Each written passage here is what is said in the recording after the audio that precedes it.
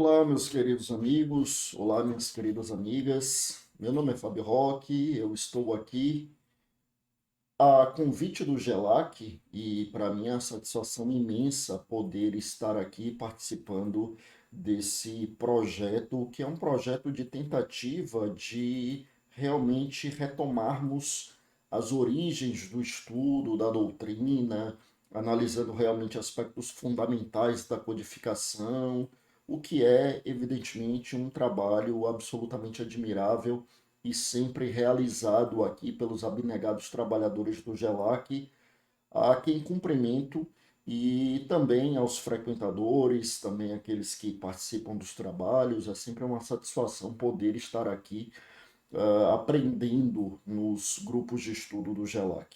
Bom, eu fui incumbido de tratar aqui do tema relacionado à lei de igualdade. Então vamos contextualizar para que a gente compreenda exatamente sobre o que estamos falando. Quando Allan Kardec lança a primeira obra da codificação, o Livro dos Espíritos, em 18 de abril de 1857, esta que seria realmente a obra base a partir da qual seriam desenvolvidas as outras obras que integram a codificação, o Livro dos Médiuns, o Evangelho segundo o Espiritismo, o Céu e o Inferno e a Gênese.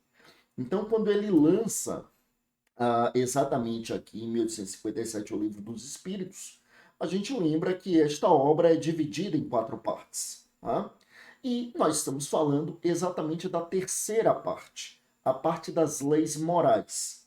De modo que Kardec estabelece para nós 10 leis morais. Leis morais, leis naturais, leis divinas, leis que não variariam no tempo e no espaço, leis atemporais e universais, leis que deveriam ser observados por todos nós desde o começo dos tempos, embora nem sempre nós tenhamos tido esta percepção e até hoje nós lutamos contra nós mesmos para que nós tenhamos de uma forma mais sublimada essa percepção em derredor da compreensão e, sobretudo, da aplicação dessas leis morais.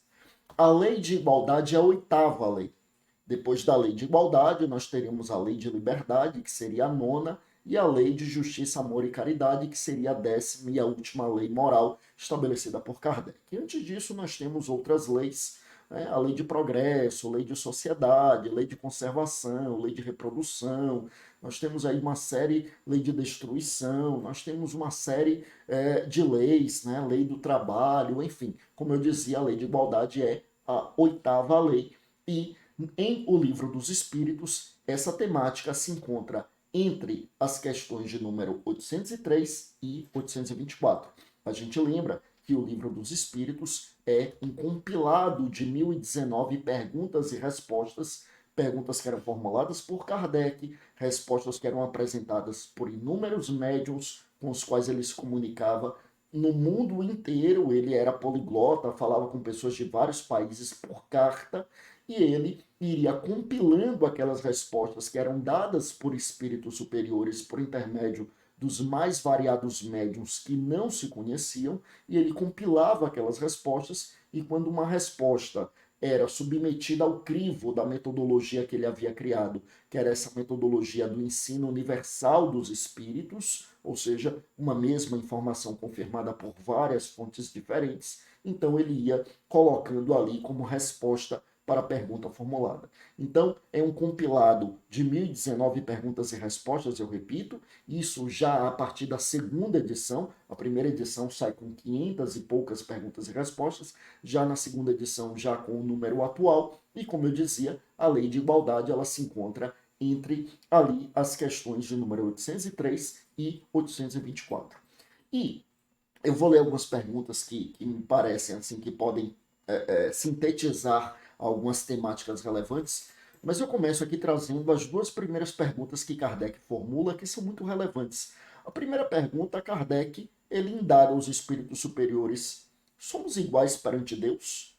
Nós realmente somos iguais perante Deus? É uma primeira pergunta, é a pergunta de número 803. E a segunda pergunta é exatamente a pergunta: por que Deus concede aptidões diversas aos seres humanos? É essa a segunda pergunta. E aí é interessante pelo seguinte, como nós sabemos, a doutrina espírita ela pretende o reavivamento do cristianismo dos primeiros tempos.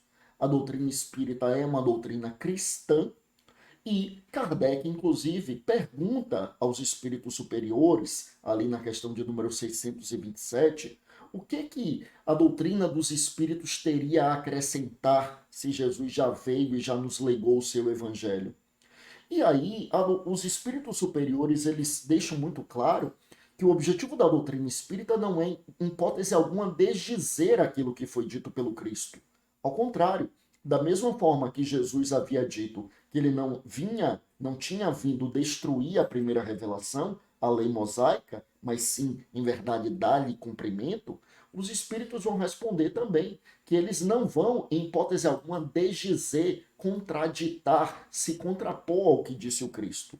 Mas dizem eles, muitas vezes, Jesus falou por parábolas, por alegorias, por uma linguagem simbólica, e ele mesmo, em determinado momento, disse que havia coisas que ainda não podiam ser ditas, mas que ele enviaria o Consolador, o Paracleto, que ficaria conosco até o fim dos tempos e que revelaria essas coisas. É chegado o momento da revelação, lá a partir do século XIX. E então, meus amigos, vejam, eu estou contextualizando isso para que a gente lembre que é Jesus quem começa a nos dizer que somos iguais perante Deus. É Ele quem começa a nos dizer que somos todos filhos de um mesmo Deus e que somos todos iguais perante este Pai amoroso de infinita bondade. Isso é importante porque, como nós sabemos, àquele momento não existia isto. Nós não tínhamos, por exemplo, a igualdade formal perante a lei que existe, né? Já há muitos séculos, mas naquela época não existia. Aliás, perante a lei só vem séculos depois de Jesus, só no século XVIII. Naquela época não existia igualdade formal perante a lei, não se tinha a ideia de que éramos iguais perante um mesmo Deus. Para começo de conversa, apenas o povo hebreu era realmente monoteísta, né? Era um povo que tinha já um monoteísmo sedimentado. Para as demais religiões, o Império Romano, por exemplo, que era quem dominava o mundo naquela época, ele era politeísta e não fazia questão nenhuma de proflagar ali, de algum modo, a ideia de igualdade. Muito pelo contrário. Era inimaginável se dizer que alguém com cidadania romana fosse igual, por exemplo, a um hebreu. E dentre aqueles que tinham cidadania romana, se a gente for parar para pensar, nós tínhamos os patrícios que estavam em uma superioridade de casta social bastante elevada. Então a ideia de que éramos iguais era uma ideia que não existia para o mundo. E mesmo entre os hebreus, vale lembrar que os hebreus, embora reconhecessem apenas um Deus e dissessem que todos éramos filhos de Yahvé, mas eles, por exemplo, se consideravam um povo eleito de Deus, deixando claro que haveria uma certa predileção deste pai por um dos filhos, né, um dos povos. Então, a ideia de Jesus de que somos todos filhos de um mesmo Deus, essa ideia de igualdade, é uma ideia que realmente é uma ruptura para com os padrões daquela época. É uma ruptura de paradigmas, é uma ruptura de padrão, é uma ruptura de pensar que começa ali com Jesus. Então, Kardec pergunta: mas somos realmente iguais perante Deus? Perante os homens, sabemos que não. Sabemos que criamos conceitos e preconceitos sociais das mais variadas espécies. Mas se perante Deus, será que realmente somos todos iguais? E eu trago aqui a resposta dos espíritos superiores. Está aqui o livro dos espíritos, nessa questão 803. A pergunta de Kardec, como eu havia dito então, é: todos os homens são iguais diante de Deus? E os espíritos superiores respondem: sim, todos tendem ao mesmo fim e Deus fez suas leis para todos. Dizeis frequentemente: o sol brilha para todos. Com isso, dizeis uma verdade maior e mais geral do que pensais. Então, perante Deus, sim, somos todos iguais. Perante Deus, sim, somos todos iguais, nos dizem os espíritos superiores. Mas a segunda pergunta de Kardec, ela complementa a primeira e é muito interessante porque Kardec pergunta então, mas por que a diferença de aptidões? A pergunta de Kardec é exatamente a seguinte, ele diz assim, por que Deus não deu as mesmas aptidões para todos os homens? Por que não deu as mesmas aptidões? Porque alguns nascem com certos dons, alguns têm uma facilidade maior em determinadas áreas, alguns já nascem, parece que nascem como atletas natos, como músicos, enfim, experimentados, com uma facilidade em determinada área, alguns parece que estudam menos e têm uma facilidade maior de captar as coisas. Outros parecem que têm um desenvolvimento físico e para atividades físicas mais desenvolvido e mais acentuado. Por que essa diferença de aptidões? E aí os espíritos superiores nos respondem então o seguinte, e veja como isso é interessante. Né? Por que alguns têm certos, aspas, dons e outros não? E outros não. Então os espíritos superiores nos respondem, todos fomos criados iguais. Todos fomos criados iguais, absolutamente iguais. E embora não se diga nesta resposta especificamente, nós sabemos que a codificação relata algumas vezes que nós fomos todos criados simples e ignorantes. Todos viemos, portanto, do mesmo ponto de partida.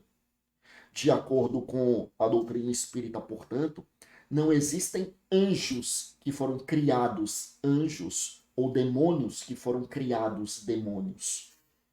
Criar anjo, então assim, você já é criado com aquela perfeição relativa que pode atingir a criatura, porque a perfeição absoluta é só do Criador, mas você já foi criado. Assim, então, é como se Deus tivesse filhos prediletos em que ele cria uns melhores do que outros. Não. Todos criados da mesma forma, todos viemos do mesmo ponto de partida. Todos fomos criados simples e ignorantes. E esse maior ou menor desenvolvimento de aptidões é reflexo de esforço pessoal a partir do nosso próprio livre-arbítrio no correr das encarnações. Agora, é verdade que uns estão há mais tempo nessa estrada e que nós aqui em encarnação não conseguimos dimensionar. Mas, por vezes, uma pessoa muito mais jovem, mas já teve inúmeras encarnações a mais do que nós outros, por exemplo. Muito mais jovem fisicamente naquela encarnação, encarnou muito depois, mas é um espírito já trabalhado na vivência de inúmeras experiências encarnatórias. E que com isso já foi amealhando uma certa maturidade espiritual e também intelectual. E já tem determinadas aptidões e facilidades que foram desenvolvidas no correr das encarnações. É verdade que o fato de ter nascido com este talento, com este dom, com esta aptidão, que, repito, é fruto do seu próprio esforço, não significa dizer que em cada experiência encarnatória ele não precise continuar a trabalhar para desenvolver este talento, desenvolver este dom, desenvolver as suas próprias aptidões. Mas muitas vezes essas facilidades maiores em determinadas áreas são exatamente fruto de conquistas experienciais encarnatórias pretéritas, porque Deus não concede a graça, o dom, distinguindo os seus filhos, porque ele gosta mais de uns em detrimento de outros. São frutos das muitas experiências encarnatórias. E isto faz com que a gente consiga compreender outras tantas questões. Porque uns nascemos com saúde e outros nascemos com fragilidades no nosso sistema imunológico, no nosso sistema de saúde. Porque uns nascemos na abastança e outros nascemos na penúria material. Porque uns nascemos em famílias amorosas e outros nascemos em famílias absolutamente desestruturadas, sendo ali submetidos desde a mais tenra infância a todos os tipos de abusos. E isso é interessante a gente refletir, porque eu costumo dizer, com todo o respeito aos nossos amigos e amigas de outras correntes religiosas, mas costumo dizer, e a frase não é minha, é apenas replicando o pensamento de Chico Xavier, quando ele, não com essas palavras, mas ele dizia que não conseguiria compreender Deus sem a chave da reencarnação. Como compreender a sabedoria divina, a justiça divina, a magnanimidade e o amor divino, sem que a gente compreenda que aquelas experiências encarnatórias amargas são apenas um brevíssimo átimo de tempo dentro de uma vivência espiritual de espíritos imortais que somos. Então, muitas e muitas vezes, experiências que servem para o nosso engrandecimento, experiências que estão ali para facilitar ou possibilitar que nós venhamos a redimir os nossos equívocos do passado. E daí a existência de sucessivas experiências encarnatórias. Mas voltando à questão da igualdade, aí Kardec ingressa em uma temática muito relevante, que é a questão das desigualdades sociais. As desigualdades sociais. Lembrar que nós estávamos no século XIX, um século em que há uma eclosão de inúmeros movimentos sociais no mundo, dada a grave situação social que vivíamos no mundo inteiro. Então, se a gente parar para pensar, na Europa, por exemplo, com trabalhadores sendo explorados em situação que era realmente de abusos imensos, com a carga de trabalho elevadíssima, sem nenhum tipo de direito, sem nenhum tipo de limitação à sua exploração, sendo submetidos ali a remunerações de miséria para poder sobreviver, trabalho de crianças em situações esdrúxulas. E quando a gente contextualiza, por exemplo, as Américas, a situação era ainda pior. Vale lembrar que a época em que Kardec lança o Livro dos Espíritos, 1857, vivíamos escravização no Brasil. Nós que no Brasil fomos o último país do mundo a abolir a escravidão. A abolição jurídica foi o último país do mundo. O Brasil parece não, o Brasil resistiu à abolição até o último instante. Todos os países do mundo já não admitiam o flagelo da escravidão. Todos os países do mundo compreendiam que aquilo era contrário ao processo civilizatório daquele momento histórico, e o Brasil ainda mantinha pessoas sendo escravizadas. Quando Kardec lança o Livro dos Espíritos, ainda demorou mais de 30 anos para que houvesse abolição formal da escravidão no Brasil.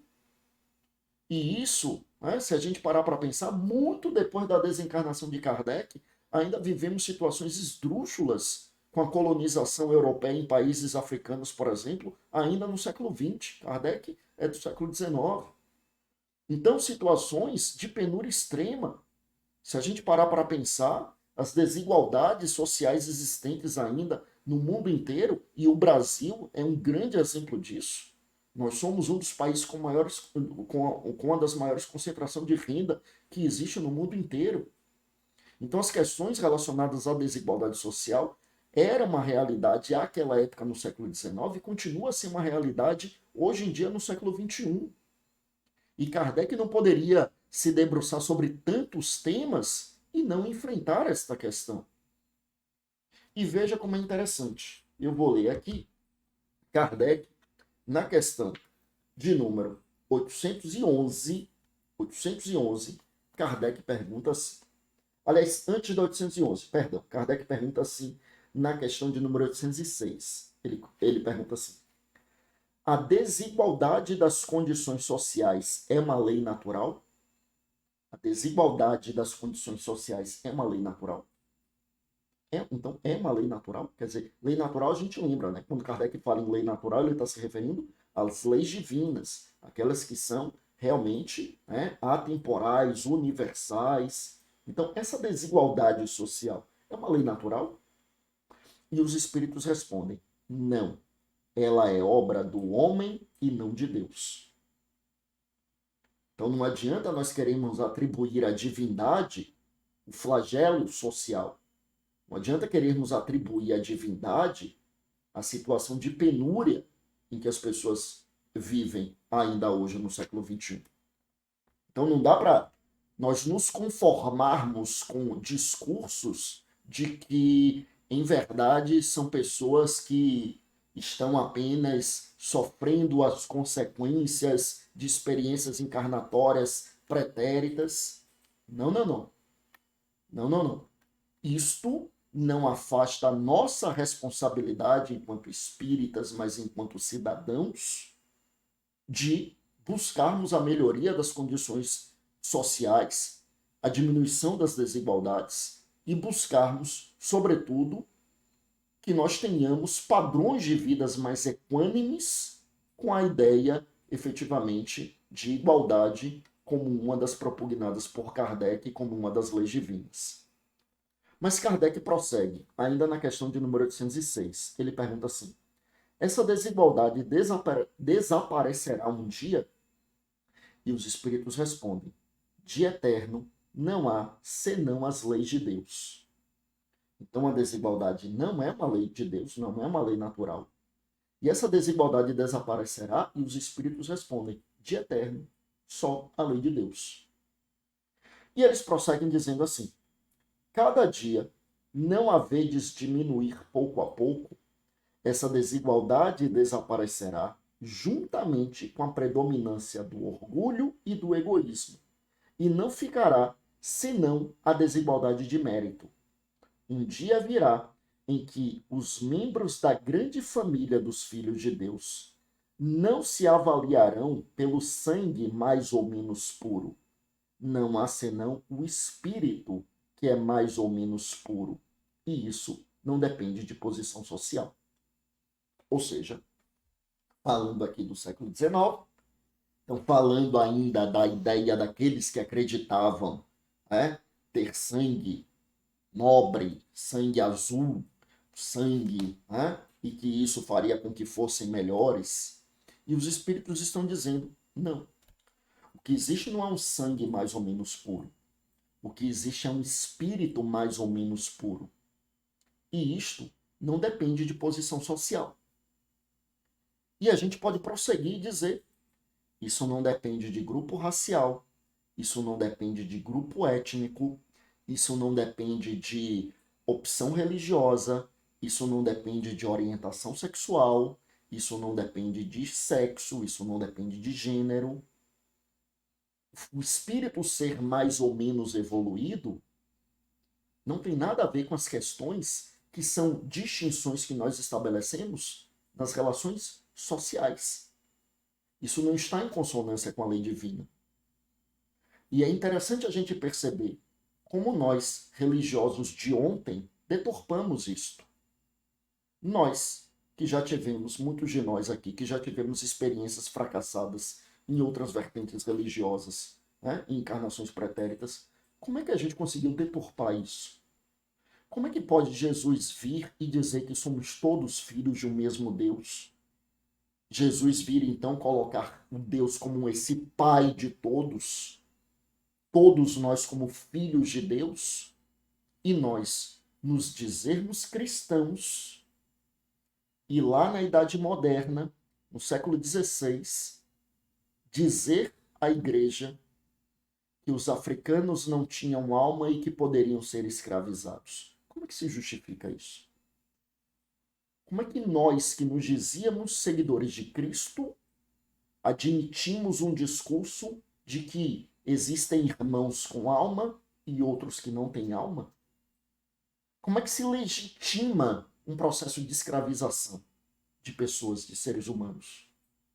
Como é que se legitima aquele genocídio que foi praticado? Como é que se legitima as crueldades e a barbárie que fora praticada?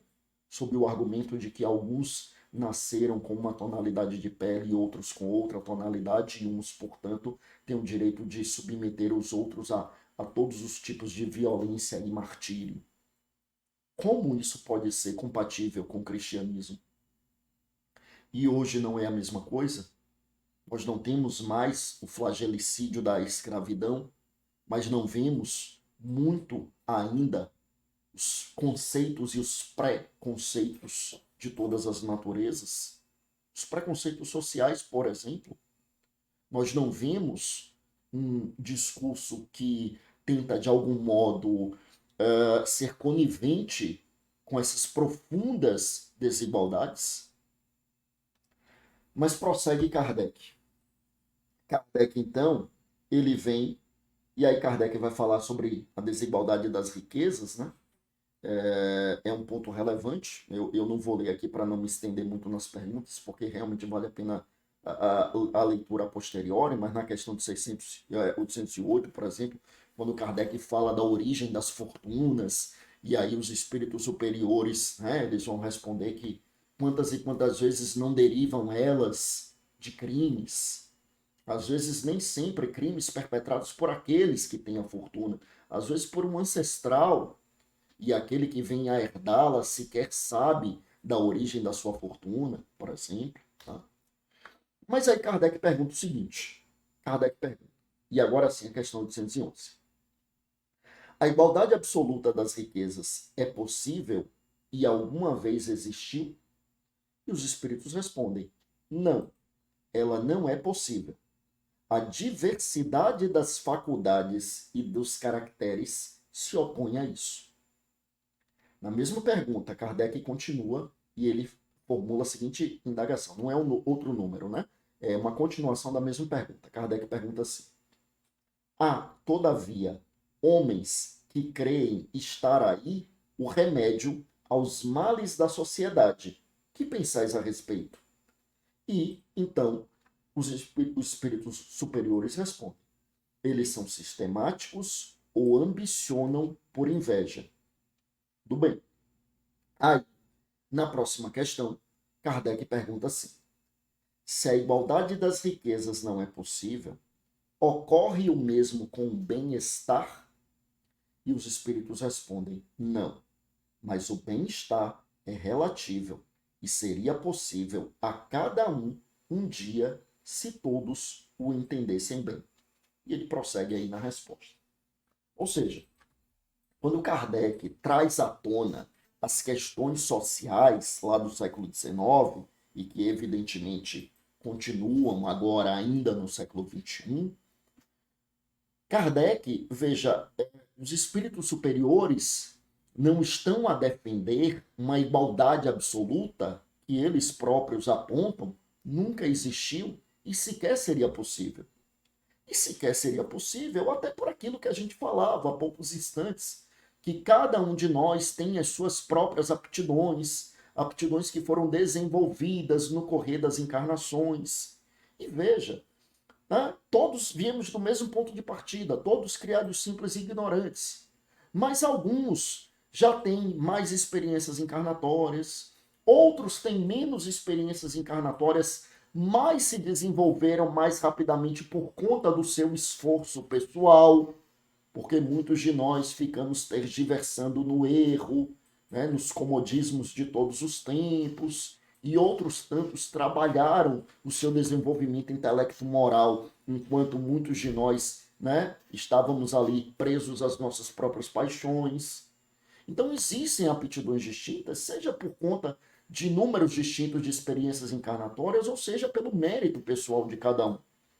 E isso, evidentemente, faz com que nós tenhamos distinções enquanto encarnados, e é natural que existam distinções em relação às riquezas, em relação às próprias aptidões, em relação a questões intelectuais, a questões morais, a questões relacionadas ao desenvolvimento físico. Então, a desigualdade ela é natural, porque embora todos tenhamos sido criados simples e ignorantes, e embora todos sejamos iguais perante Deus, mas nós nos desenvolvemos em momentos distintos, em áreas distintas e nos encontramos em estágios distintos de desenvolvimento. Então, essa desigualdade, ou seja, a não existência, a inexistência de uma igualdade absoluta, é algo absolutamente natural.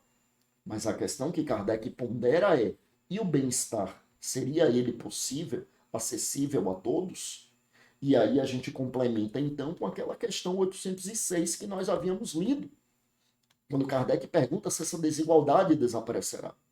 Quando ele fala na desigualdade que desaparecerá, não é para que haja uma igualdade absoluta que nem sequer seria possível, mas que houvesse então uma situação na qual já não existisse a penúria material, já não existisse uma situação extremamente gravosa provocada pela predominância do orgulho e do egoísmo, como responderam os espíritos superiores lá na questão de número 806. E deixa claro também que essas acentuadas discrepâncias sociais, evidentemente, não integram a ideia da lei divina. Então, a busca da diminuição das desigualdades não significa uma busca por uma igualdade absoluta que, repetimos, sequer seria possível, mas sim uma busca, de algum modo, evidentemente, de diminuição dessas desigualdades para que todos tivessem o mínimo de vida com dignidade, para que as desigualdades verdadeiramente dissessem respeito ao mérito. Porque hoje em dia é muito difícil você falar em meritocracia quando nós temos pessoas em situações tão díspares sob o ponto de vista econômico, social. Né? Você falar em meritocracia e de forma alguma retirando o mérito daquele que teve oportunidade de estudar, de trabalhar e que com o seu esforço, o seu estudo, o seu trabalho, galgou uma ascensão social, galgou algum tipo de conforto material, de forma alguma querendo retirar o mérito de quem assim procedeu. Mas você dizer que isso é reflexo da meritocracia, quando uma legião de pessoas não teve a mesma oportunidade de estudar, de trabalhar, quando pessoas, desde a mais tenra infância, estão ali em uma situação de penúria material, sendo submetido a todos os tipos de abuso, né? Desde a mais tenra infância, sendo arregimentadas pelo crime, sendo vítimas de violência física, sexual, moral, psicológica.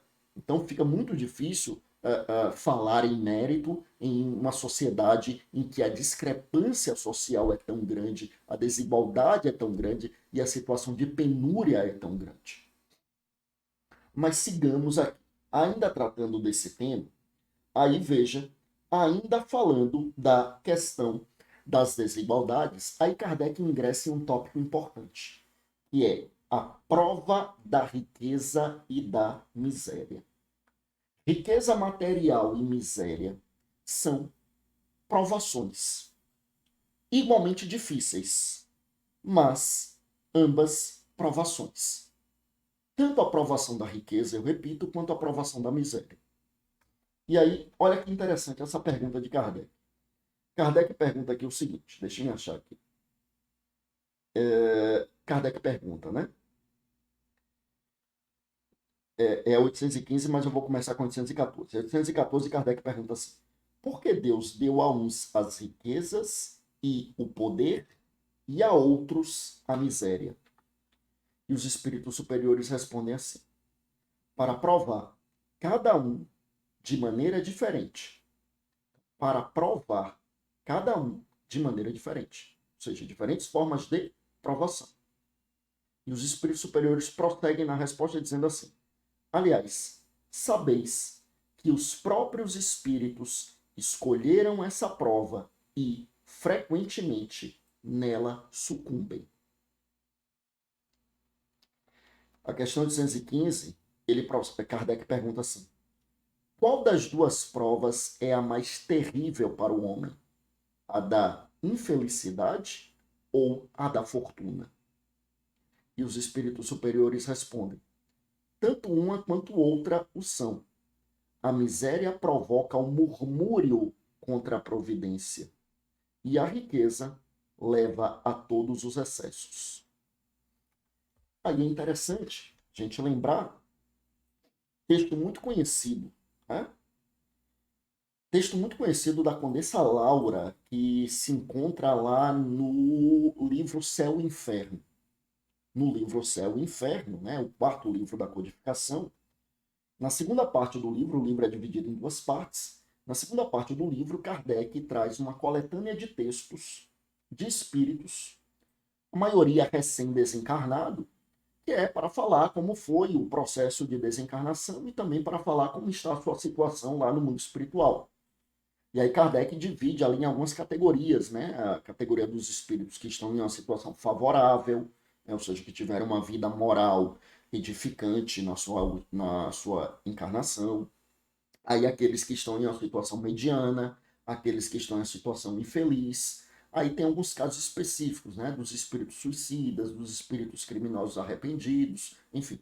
Mas nessa primeira parte, dos espíritos que estão em uma condição favorável, né? Ou seja, os espíritos mais elevados, aí a Condessa Laura, ela vem dar uma declaração. E ela diz assim, enquanto me for... assim, só para contextualizar, na última encarnação ela tinha sido uma mulher muito rica, e que era da nobreza, tinha um título de nobreza, né? E ela era uma mulher muito, muito caridosa, uma mulher muito bondosa e uma mulher muito virtuosa, né? No sentido das virtudes morais, né? No sentido da sua evolução intelectual e moral, né? Evolução intelecto-moral. E aí ela desencarna, com um espírito já bastante evoluído, já bastante amadurecido. E aí ela diz assim, enquanto me foi dado escolher, eu deixei para o final a provação da beleza e da riqueza. Então, assim, por que ela diz enquanto me foi dado escolher? Porque todos nós passamos pelas mais variadas provações. Então, tivemos, ou estamos tendo, ou teremos a provação da riqueza, a provação da miséria, a provação de outras dificuldades e outras facilidades. Né? Tudo isso faz parte de experiências encarnatórias. E muitas pessoas, nós sabemos, possuem mais de uma experiência em uma só encarnação. Nascem na miséria e chegam à riqueza, ou nascem na riqueza e perdem tudo e vão para a situação de penúria financeira. Né? E aí nós sabemos, né, que nós temos um livre-arbítrio e nós próprios vamos limitando o nosso livre-arbítrio a partir do mau uso que nós fazemos dele. Ou seja, quanto mais nós vamos nos equivocando, mais nós ficamos presos aos nossos próprios erros. De modo que nas encarnações futuras nós precisamos resgatar os equívocos do passado.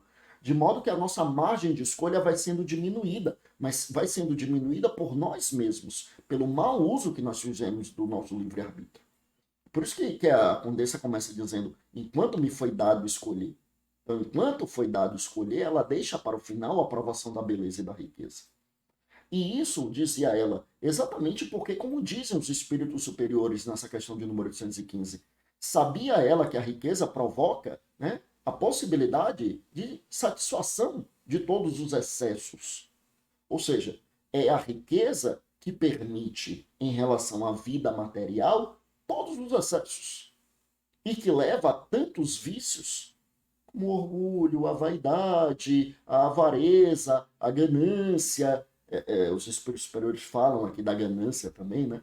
A ideia de que a pessoa que tem muito dinheiro e tende a querer cada vez mais e se torna avaro, ganancioso. Então, a avareza e a ganância são muito próximas da riqueza material. Tá? Então, tanto a situação de miserabilidade quanto a situação de riqueza são provações difíceis. Evidentemente, quando a gente pensa sob o ponto de vista da vida material, é claro que a nós, encarnados na vida material, é claro que para nós aparenta ser muito mais difícil a provação da miséria do que a provação da riqueza do ponto de vista material, sem dúvida nenhuma, já que a riqueza material permite tantas e tantas facilidades. Mas sob ponto de vista moral, sob ponto de vista espiritual, a gente precisa compreender que, sobretudo quando nós ainda estamos imaturos espiritualmente, a riqueza se torna uma provação extremamente difícil. Mas, evidentemente, né, faz parte das nossas experiências encarnatórias e precisamos compreendê-la dentro dessa dimensão. Evidentemente, por outro lado, também, a riqueza material é um grande instrumento para poder também ajudar, fazer o bem também. Então, é um instrumento que pode ou não ser utilizado. Esse é um ponto muito importante, né? Para que a gente não vá, de algum modo, querer sei lá, enxergar a riqueza como um mal, de forma alguma, apenas um instrumento.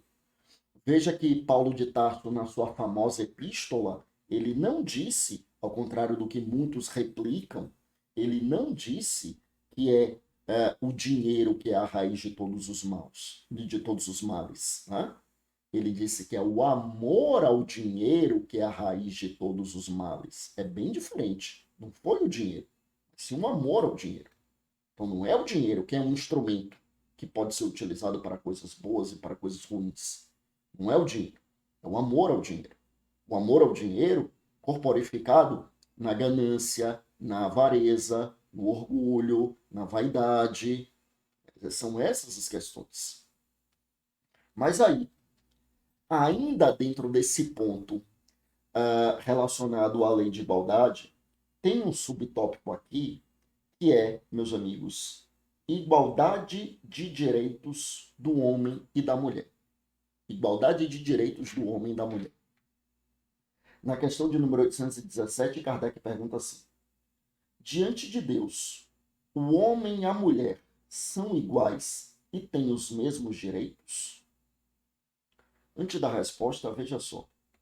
Vamos lembrar, a gente está aqui em meados do século XIX. A gente está em meados do século XIX. O livro é publicado em 1857. As pesquisas de Kardec começam alguns anos antes. Quer dizer, é o comecinho da segunda metade do século XIX. É um momento histórico em que falar de igualdade entre homens e mulheres era uma coisa totalmente sem sentido. Era um momento histórico, por exemplo, em que você não tinha mulheres, por exemplo, frequentando a faculdade. Você não tinha mulheres, né, no mercado de trabalho ocupando cargos de algum tipo de relevância. Eu digo isso porque a gente precisa lembrar que essa história do trabalho da mulher, né, essa era uma luta de algumas mulheres que tinham uma condição social mais favorável, porque para aquelas que tinham uma condição social de penúria, o trabalho era uma realidade, né? Quando a gente para pensar, como eu disse aqui, né, que a gente vivia a escravização no Brasil, as mulheres escravizadas estavam submetidas a todos os tipos de abuso, incluindo o trabalho extremamente exaustivo. Mas quando a gente para pensar nos trabalhos, né, de maior prestígio, no frequentar os bancos universitários, sobretudo aqui Brasil e Américas de um modo geral, veja que a gente está aqui falando de meados do século XIX.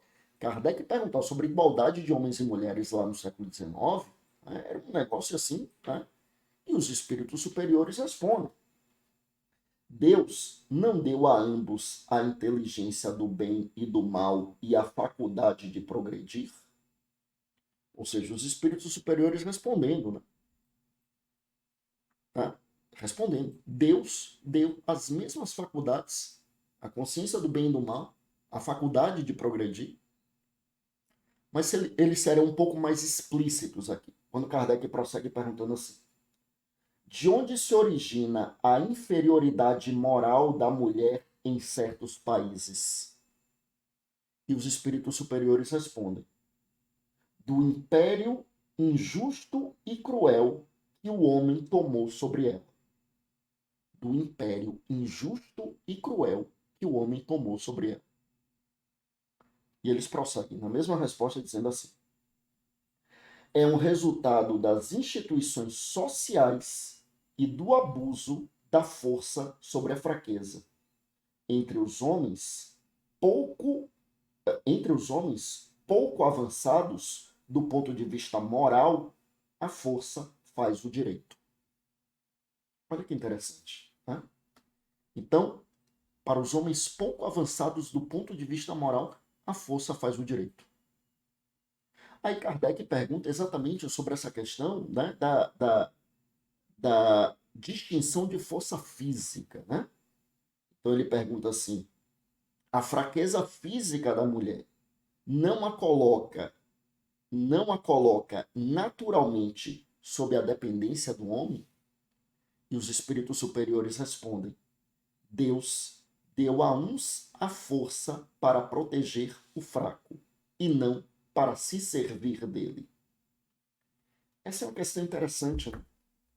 Assim, se fala da igualdade entre homens e mulheres, e eu repito, a gente está falando do começo da segunda metade do século XIX, mas quem respondem são os espíritos superiores, e estão falando da lei divina de igualdade, e a lei divina, como a gente dizia, é atemporal e universal, a lei de Deus é imutável, então a igualdade entre homens e mulheres era assim no século XIX, é assim no século XXI, era assim na época de Jesus, era assim antes de Jesus, porque a lei de Deus é imutável.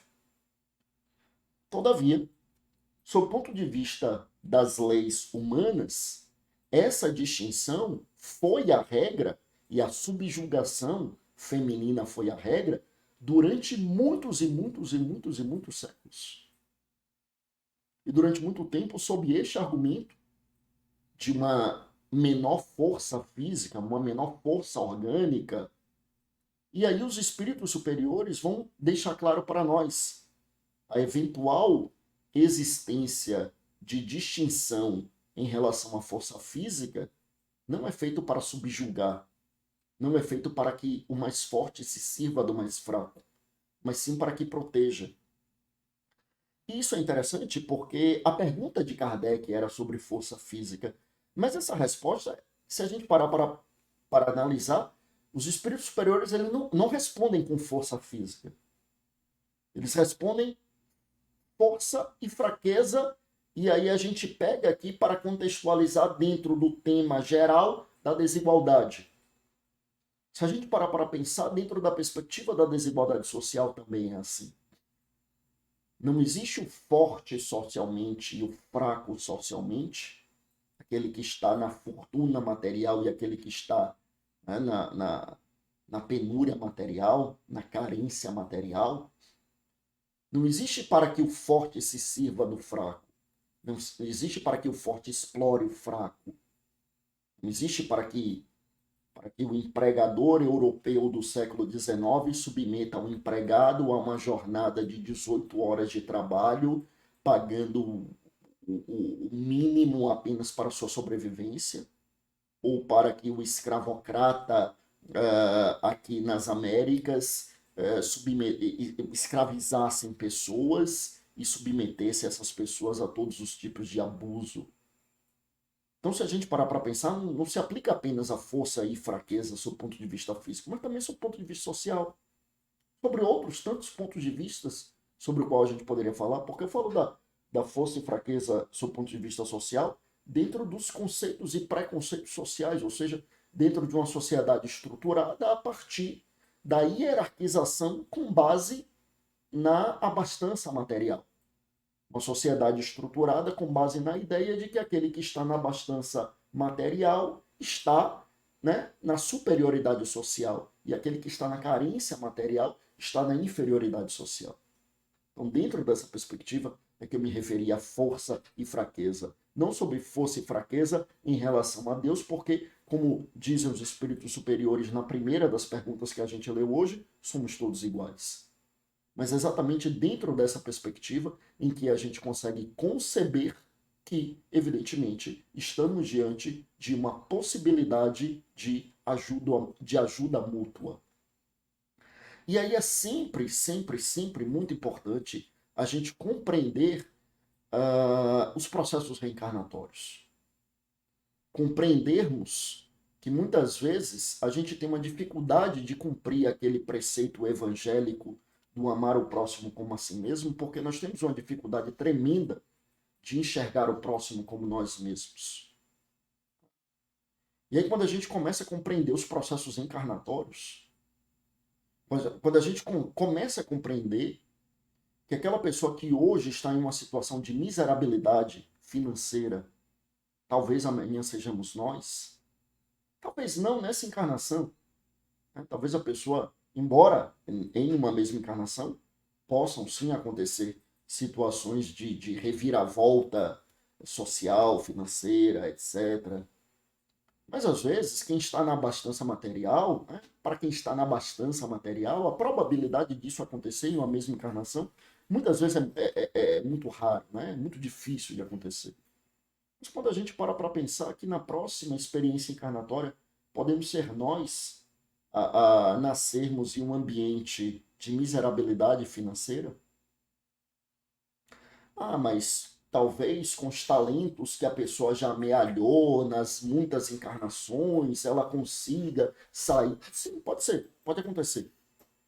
Nem sempre. Às vezes a pessoa já tem muitos méritos, muitas experiências encarnatórias, mas a necessidade encarnatória dela naquele momento é aquele ali. E não adianta que ela não vai conseguir sair daquilo ali porque é a programação encarnatória que ela pediu. Tá? Mas pode acontecer.